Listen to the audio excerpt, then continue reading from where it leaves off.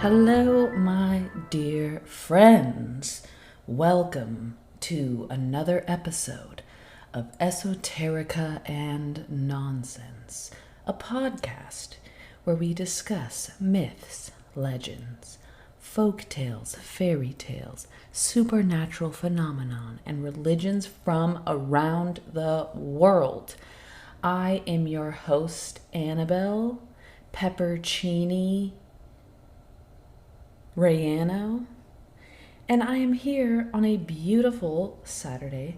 I am enjoying a delicious cup of pu'er, and I am having a bubbly Pellegrino beverage, which is a pomegranate orange medley, and I'm incredibly excited. One, I have to mention, I'm babysitting two peppers. They like to bark. Sometimes they hear noises outside and they bark, so hopefully they're on their best behavior. They're napping right now. They're very sweet, but I cannot guarantee their behavior, nor should I. They are free autonomous beings and I support them on their journey.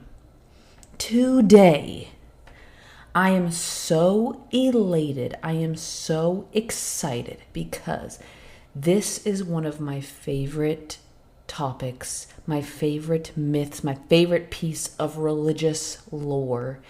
The goddess herself, Kali. I love Kali so much. She is often called Mahakali, meaning Great Kali. She is sometimes called Bhadra Kali, Kalika, or Kali Ma, meaning the Mother Kali. Now, you probably, if you've seen the Indiana Jones trilogies, there is a questionably ridiculous film, Raiders of the Lost Ark, if I'm not mistaken, where they're in India, and there's a lot of racist depictions of the locals there, but they, in the film, worship Kali.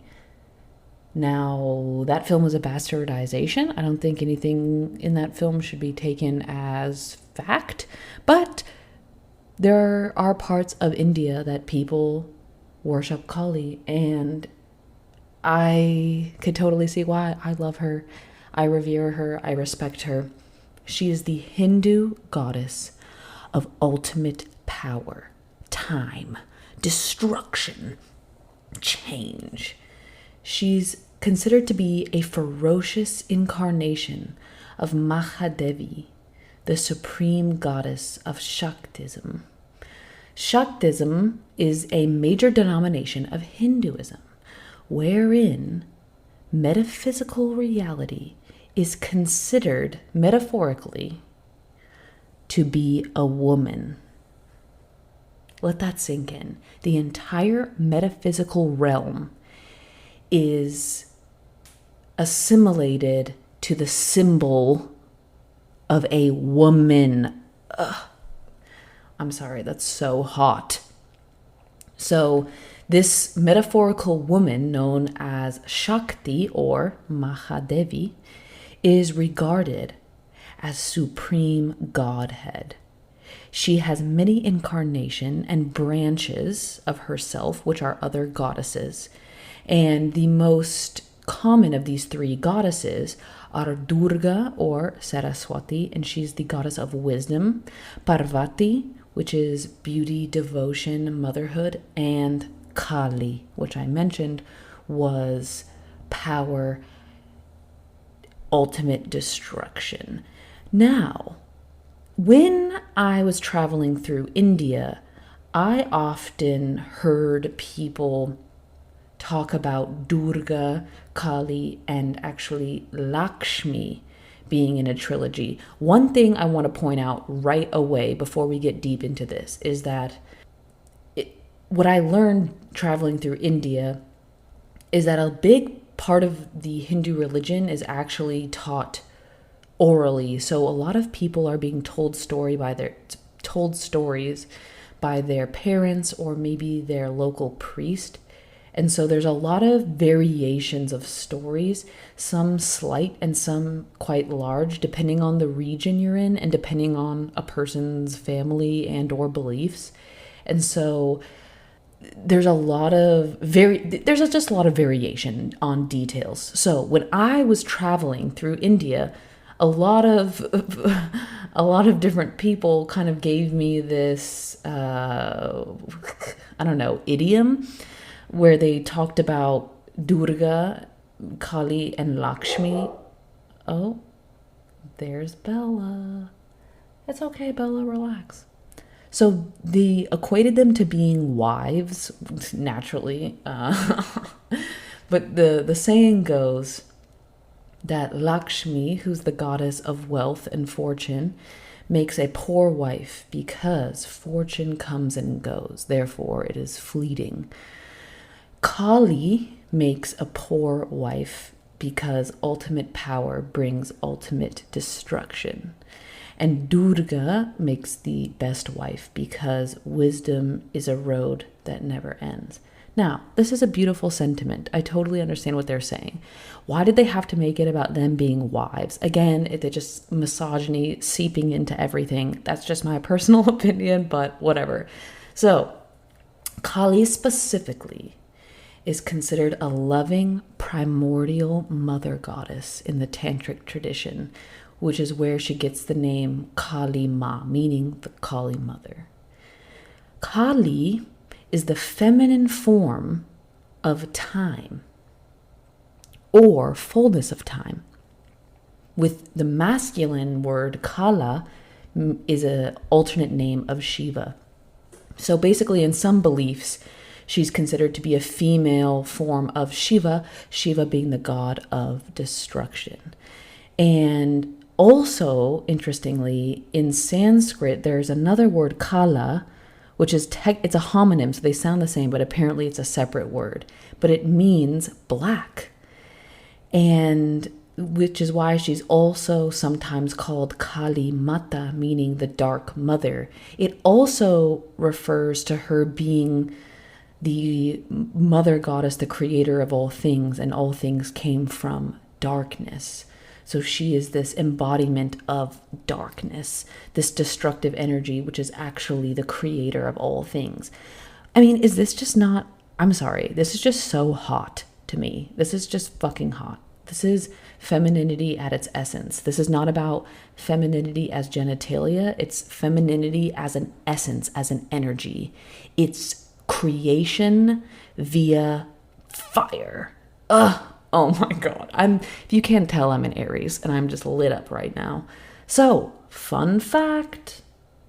In Tantric Kali Kula Shaktism, which is a sect of Shaktism, Kali is the supreme goddess and the source of all goddesses. So, to be clear, Hinduism, like I mentioned, is an incredibly multifaceted religion. They're, depending on what part of India you're from or what part of the world you're from, you may have different gods and goddesses that you revere at the highest. You may have different sects of that religion.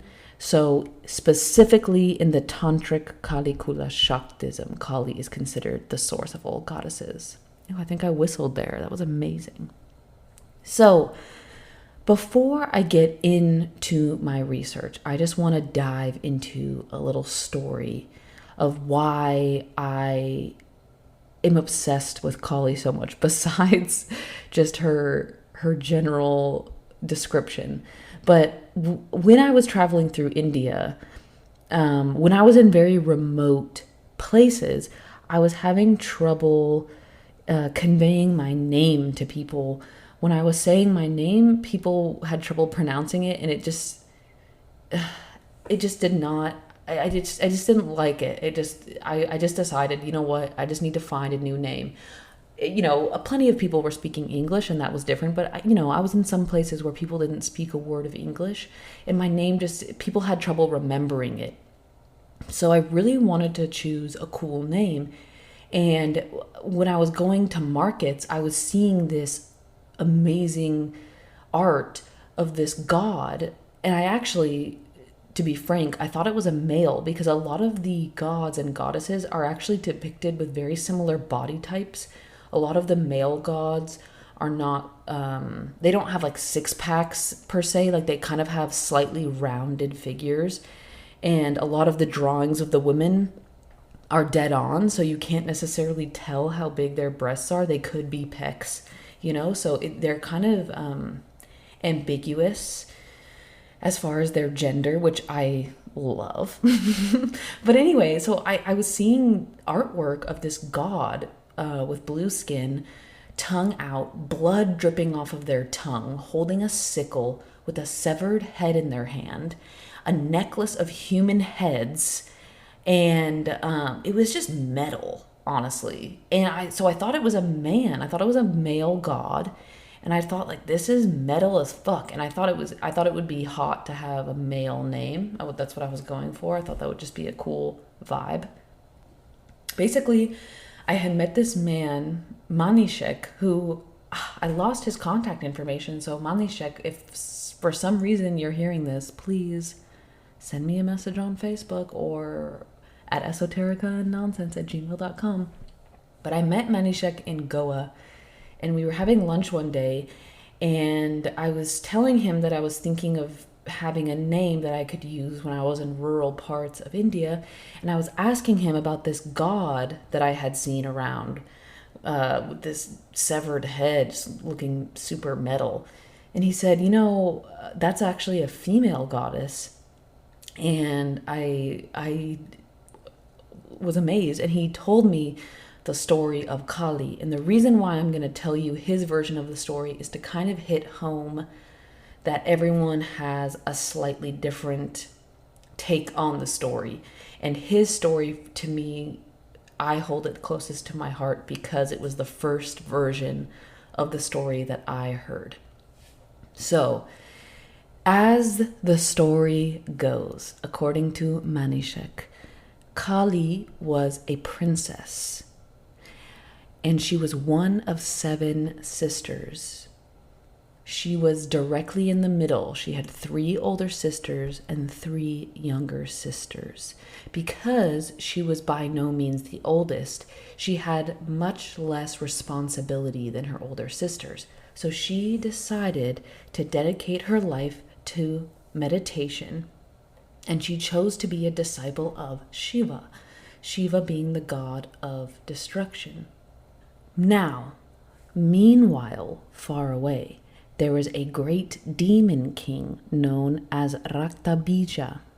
So Raktabija was living in his kingdom, and he was spending 100% of his time meditating for years and years and years and years, because in the Hindu belief, if you meditate without stopping forever, at some point, a god will grant you with a boon or with a gift, a spiritual gift.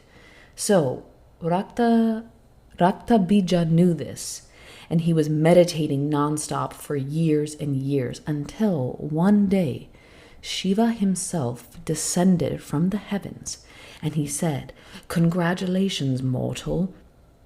You have earned yourself a boon." Now, demons do not live forever, so that's why he's immortal. He is a mortal, not immortal. And so Raktabija says, "I wish for immortality." And he says, "You are immortal. This is impossible. Try again." So Raktabija says, "Okay, I wish that every time a drop of my blood touches the earth, a clone of myself will erect itself." So this is very gremlin energy, if you will. So Shiva says, "All right then," and he grants him this power, and immediately this king starts wreaking havoc over planet Earth. He starts killing people, he wages war, and as he does so, his army becomes bigger and bigger. Anytime somebody cuts him, tries to cut off his head, every single drop of his blood creates a clone of himself. So now there's hundreds, thousands of him just annihilating kingdoms because his plan is to take over the earth. So Kali hears of this because she is a princess, and so she is privy to political news. And she hears of this king wreaking havoc over the planet. And not only that, she is aware that Shiva himself gave him these powers. And she's fucking pissed because not only is this human, or I guess he's a demon, this demon is doing such horrible things, but the gods themselves gave him the power. So she decides to take it into her own hands because she feels like she can't even trust the gods. So she leaves and she finds this king and she immediately starts fighting him. And in her determination and in her focus, her precision-like focus in fighting. And again, remember, she's been spending most of her life meditating. So this girl's on her P's and Q's. Okay. During her fighting, she was in such a trance of focus that the gods granted her with an extra set of arms and granted her with a golden sickle and a golden bowl so that she could catch every drop of blood, and even her sickle could drain the blood into this golden bowl, and she could drink the blood before it hit the ground. So single-handedly, Kali defeats the entire army and drinks every drop of blood. What is more metal than that? Nothing. You're welcome. So after doing this, though, Kali is not satisfied because it wasn't just this king that was the problem. The problem was that there was no order. The problem was that the gods themselves had granted him this power, and so she had lost hope. She was fucking pissed. So she felt the only thing that could be done was to destroy the planet. So she starts burning down cities. She starts setting everything on fire. And eventually, Shiva descends from the heavens and he lays down in front of her. And without noticing, she steps on him. And as she looks down, she realizes that she is standing on Shiva, the god she worships. And to be specific, in Indian culture, the bottom of your foot is incredibly disrespectful because it's dirty. A lot of times people were barefoot, and regardless if you wear shoes or not, the bottom of your foot is considered to be incredibly rude to show to someone. For example, if you were to be sitting cross-legged, or to have your legs crossed, if you are showing the bottom of your foot to someone, it's a sign of disrespect. Or if you were to step on someone, it's incredibly disrespectful. And that comes with a whole lot of that's a whole other tangent. So reflexively, after she steps on Shiva, she takes a step back and she bows and apologizes. So essentially, Shiva was the only thing that could calm her down. And he does so not by confronting her, but actually by, in silent protest, laying in front of her. So, in actual texts, the oldest written texts that have been discovered about Kali date back to 600 AD, specifically from the text of the Devi Mahatmayam. In those stories, the god Vishnu, who is known as the preserver, and he is part of the Trimurti, which is a trilogy, a triple deity collection. So Vishnu, Shiva, and Brahma are three gods that are considered to be branches of each other. They're considered a trilogy group. So, like I mentioned before, Shiva is known as the destroyer, Vishnu is known as the preserver, and Brahma the creator. So one day, God Vishnu is sleeping, and a form of Kali, Mahakali, great Kali, appears to Vishnu in the form of Yoga Nidra, and she wakes him up in order to warn him that the world is in great danger because there are two demons attacking the world, one known as Madhu and one known as Ketaba. So Vishnu wakes up and he wages war on these two demons, and after a long battle, the demons were undefeated. So Mahakali enchants the demons, and Vishnu finishes the job. He kills them. In a later chapter of these texts, Kali is actually known to kill demons. There's a story of the demon Chanda and Munda, and in this story they are attacking Durga, the goddess of wisdom. And Durga becomes so enraged that her face turns dark and Kali emerges from her forehead. In this story, Kali is described as dark blue with gaunt, sunken eyes, wearing a tiger skin sari and a garland of human heads. She immediately defeats Chanda and Munda. So later in the story, this demon, Raktabija, so this is kind of the same story I was telling earlier, but it's slightly different from what Manishek told me. And again, like I said, this checks out because Hinduism is so multifaceted and there are so many variations of very similar stories. So, according to these texts, the demon Raktabija is undefeated because of his ability to reproduce himself after every drop of his blood touches the ground. And in this story, Kali defeats him by actually sucking his blood and eating all of his clones. And like I mentioned, in this story, Kali is a personification of Durga's wrath and her embodied fury. There are other origin stories, and a lot of those involve Parvati and Shiva.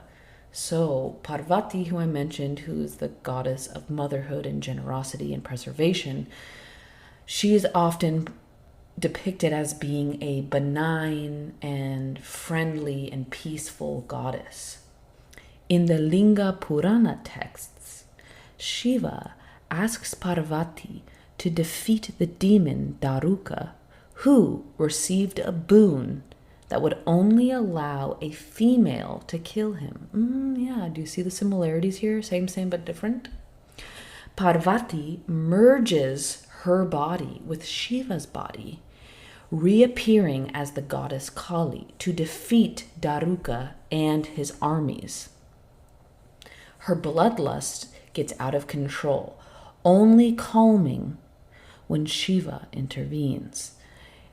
And you see, like, all these stories overlap. I feel like the one Manishek told me actually involves pieces of all of these other origin stories into one.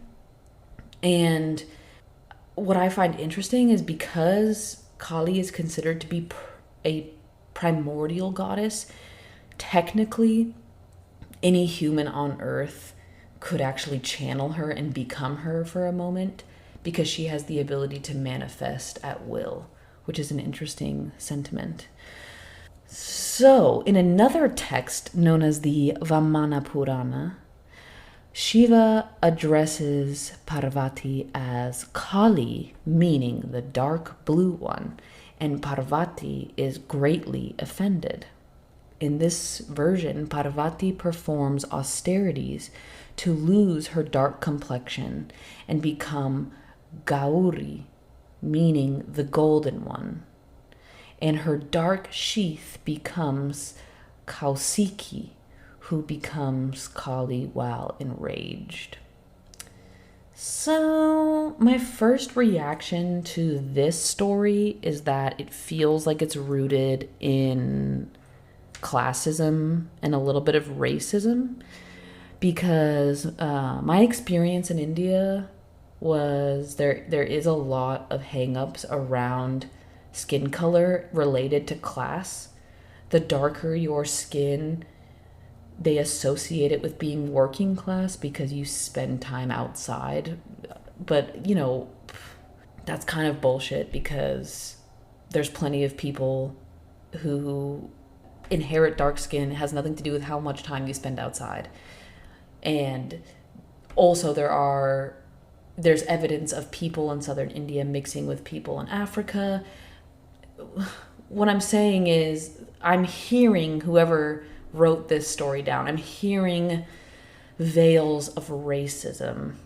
And I don't know how I feel. I'm not qualified for my opinion to really mean anything, but that's just what I'm feeling when I read that.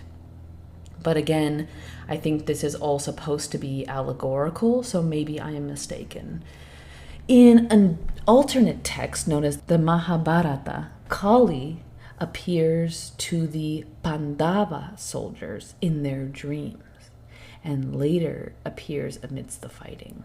So those are all just little bits and pieces of where she's been mentioned. She often, in other stories, is mentioned as showing up on battlefields because she is considered to be a goddess of destruction and power. Her iconography is actually very varied because in different parts of India and actually Bangladesh, there are different subsects of beliefs. So there's different variations in the way that she's actually depicted. So one of her common forms is known as Mahakali, which is Great Kali, like I mentioned.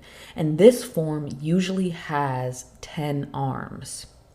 She's often described as being black, but actually a lot of her most common depictions are her as blue.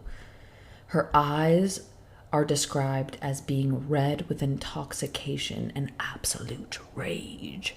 Her hair is shown disheveled. She has small fangs which protrude out of her mouth, and her tongue is depicted sticking out. She's often wearing a skirt or sari of tiger skin, or she's often depicted wearing a skirt of human arms. Sick. And a garland of human heads. I'm telling you, this bitch is metal. She's often accompanied by serpents and a jackal while standing on the calm Shiva who's lying on his back. And she's depicted with her right foot on him to symbolize the right hand path, known as the Dakshina Marga. The Dakshina Marga, which is the right hand path, it basically talks about adhering to the practices of asceticism and meditation. It is the more passive path to enlightenment or moksha. The serpents and jackal that she's often depicted with are sometimes depicted near her, and they're drinking the blood of this king, Rakta Bija, and they're depicted drinking the blood out of his head, while Kali holds it to prevent it from touching the ground. Personally, I don't think I've actually seen a depiction of Kali with the snakes and the jackal in person, but I have seen them online. She is quite often depicted holding a sickle and a golden bowl. I think it sounded like I said bowl. A golden bowl to catch the blood. And she's often depicted holding a trident and a severed head. I just can't get over how much I love her. So I found this very interesting. The sword or sickle that she holds signifies divine knowledge, which reminds me of the tarot. We'll get into the tarot in later episodes, but in the tarot, often swords is a symbol of the mind, because your mind is like a tool that can be sharpened or dulled, and it can be used to hurt, or it can be used to create. It could be an art form, it could be a weapon of war, it could be whatever you want. Anyway, so The sword signifies divine knowledge, and the human head symbolizes the human ego, which must be slain with divine knowledge in order to attain moksha, which is enlightenment or release. How deep is that? Beautiful. And this is one thing I really appreciated about traveling through India and speaking with Hindus, is because I learned so much about the allegory of a lot of these stories. And I think that's one thing, not to go on another personal tangent, but I think one thing that has been so lost in modern culture is what all of these symbols are supposed to mean. I don't think a lot of these stories were written simply as stories about morals as much as complex allegories, complex poems in which you can decipher each symbol to mean something so much deeper than simply the story. And one thing that I really enjoyed traveling through India is hearing Hindu people interpret the Bible. It was fascinating because a lot of the symbols in the Bible are actually so much older than the stories written. A lot of those stories are actually rooted in Eastern cultures and became part of oral traditions. But anyway, I'm getting ahead of myself. I just found that this allegory of the sword and the human head being symbolic of knowledge slaying the ego in order to reach enlightenment. Beautiful. Love it. So Kali is also depicted with her right hands in the Abhaya mudra. And this mudra, or hand position, is very simple. It is a elbow bent with the palm facing forwards, all the fingers together facing upright. This is a very common mudra with the Buddha. Buddha is often depicted with the same hand mudra with the right hand, and it symbolizes fearlessness. Her left hand is often in the Farade mudra, which means blessing. And this one is also very simple. It is often with the arms half bent with the palm facing upwards, or sometimes with the arms straight down by one side and the palm not fully facing the sky, but the fingers angled towards the sky. And like I mentioned before, she's almost always depicted with a garland of heads. And then the correct number of heads she's supposed to have is 108, which is a sacred number in Hinduism. And it's the same number of beads in a mala, which are worn by both Buddhist and Hindu priests. I was mentioning earlier the Mahakali form, which is usually the one depicted with 10 arms. And she is often depicted as blue and shiny. And she will have 10 faces, 10 feet, and 3 eyes for each head. So that's 30 eyes, which is sick. She's almost always depicted as naked or mostly naked. And this is a symbol of her being beyond the covering of Maya. Maya meaning the illusions of the physical world, because of her fear of her pure being, consciousness, and true bliss. I just love her. She is considered to be Brahman, which is a state of supreme manifestation. She has no permanent qualities. She will continue to exist even when the universe ends. Therefore, she can be associated with no color, light, good, bad qualities. She is beyond descriptors because she will continue to exist even when the universe ends. When I think of Kali, I think of, actually, there is a symbol that's associated with her, and it's an eyeball that's vertical, like a vagina, with a red crescent moon directly under it. So the moon is facing up. The points of the moon are facing up towards this eye. And literally, that's what I think of. When I think of Kali, I think of like a vulva, but it's made out of flames. It's so fucking metal. You heard it here, people. The most metal thing ever is femininity at its essence. I'm not talking about femininity as a genitalia. I'm talking about femininity as a primeval and primordial concept. One of the coolest things about being alive on planet Earth right now is that people are starting to understand that gender is not defined by genitalia. Gender is a construct, but also it is a spectrum that we all have within us. I believe that all people contain qualities of all, quote, genders. They're not really genders, they're energies. There's creation and destruction and preservation. These are all concepts that Hinduism describes, but they're not really people. They're not actual gods that have human form. Humans project form onto them for our own fathomability, but they're not by any means gendered or human. They're concepts. And I just love hearing about Kali and reading about her, because she's actually not a her. She's not a person. She's a concept, and it's hot. And I really like it. So anyway, in West Bengal, she is considered to be a benevolent mother.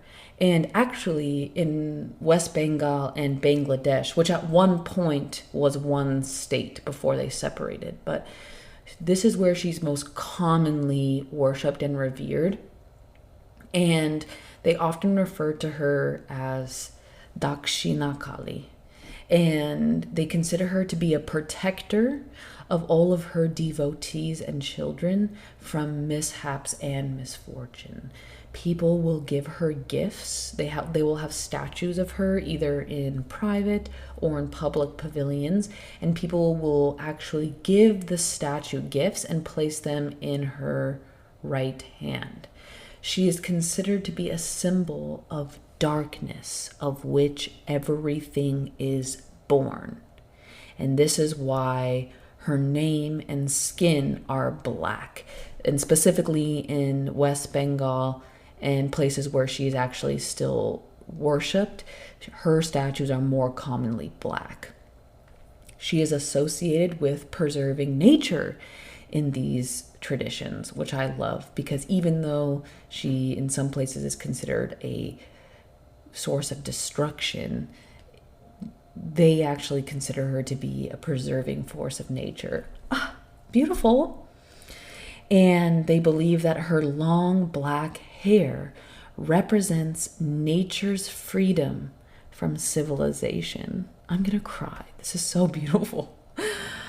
Under the third eye of Kali are the symbols for the sun, moon, and fire, representing the driving forces of nature. You guys, this is...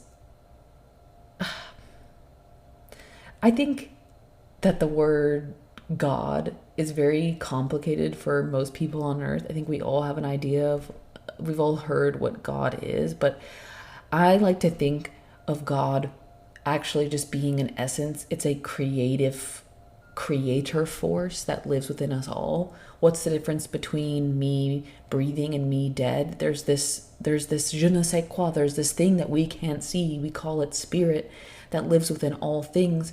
And we like to think of ourselves as individuals, but we're not individuals. We're branches of this big tree, which I see as this nebula of a creative force. And that, if I was to be religious, I don't believe in worship, but if I was to worship, I could get behind this. This is fucking sick. Enough about me.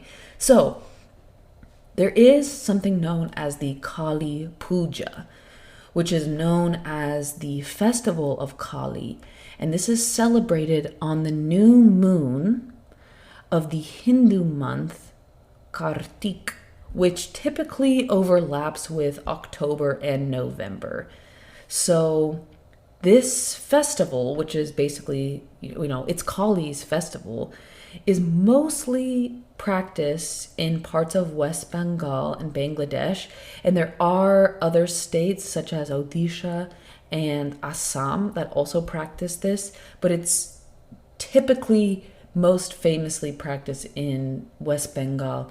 And a lot of people flock to the city of Kolkata, which is the capital, to practice the Kali Puja. So it actually coincides with Diwali, which is a really big festival around India, which is known as the Lakshmi Puja. So this is about the goddess Lakshmi, who I mentioned was the goddess of wealth and fortune. So these actually coincide on the same day, and for majority of India who are Hindu, most people are actually practicing Diwali, whereas in some areas who specifically worship Kali, they will not actually practice Diwali, but practice the Kali Puja. So during the Kali Puja, they honor her in the form of clay sculptures, either in private or in public shrines, and she is worshipped at night with tantric rites and mantras, which are chants. People will offer her hibiscus flowers, sweets, rice, and lentils, and it is suggested for worshippers to meditate throughout the night until dawn. This is so magic. In the tantric tradition, animals are actually sacrificed and offered to Kali. In the Brahmanical traditions, no animal sacrifices are made. And so there are variations in how people worship or revere her. Kolkata, Bhubaneswar, which is known as the temple city in the state of Odisha. I mentioned earlier Kolkata is in West Bengal, and Guwahati, which is the biggest city in the state of Assam. These three cities have the largest celebrations for Kali, and they're often publicly held in large cremation grounds where she is believed to dwell. Kali is actually sometimes worshipped on other new moons in other months. But the most famous and official Kali Puja is the new moon of the month Kartik. So, fun fact, this year the Kali Puja will be celebrated on Monday, October 24th. That's 2022, Monday, October 24th. How exciting! Make your preparations now, everyone. You have plenty of time to prepare. I'm so excited. I feel so inspired. I really want to dive deeper into Hindu mythology and Hindu scriptures, and I'm really excited because I have some people I would actually like to interview in the future, because like I mentioned, Hinduism is actually not as easy to research because a large portion of the people who practice it aren't actually necessarily reading the scriptures as much as they're sharing the wealth of information orally. And what I love so much about Hinduism is talking with people and hearing slight variations in everyone's stories depending on what part of India they're from or what have you. And I'm reminded that these stories, not just of Hinduism, but humanity has been sharing stories since the beginning of time. And some of the most powerful ways that we have preserved human history and preserved human wisdom and art is through the art form of storytelling. And these stories were not just for entertainment. These stories were allegories for things that cannot actually be described with words, metaphysical concepts that are expertly described in metaphors. Anyway, I had so much fun talking about Kali. I love her. I love what she represents. I love the brand of femininity that she represents.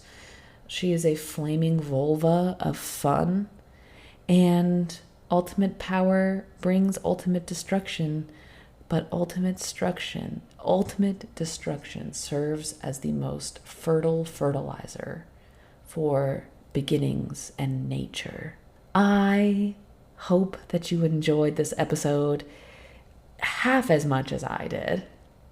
If you like this episode, please like and subscribe to the podcast. If there's a story about Kali that I did not cover, please send me an email at esotericaandnonsense@gmail.com. If there is something that you want me to cover, send me an email.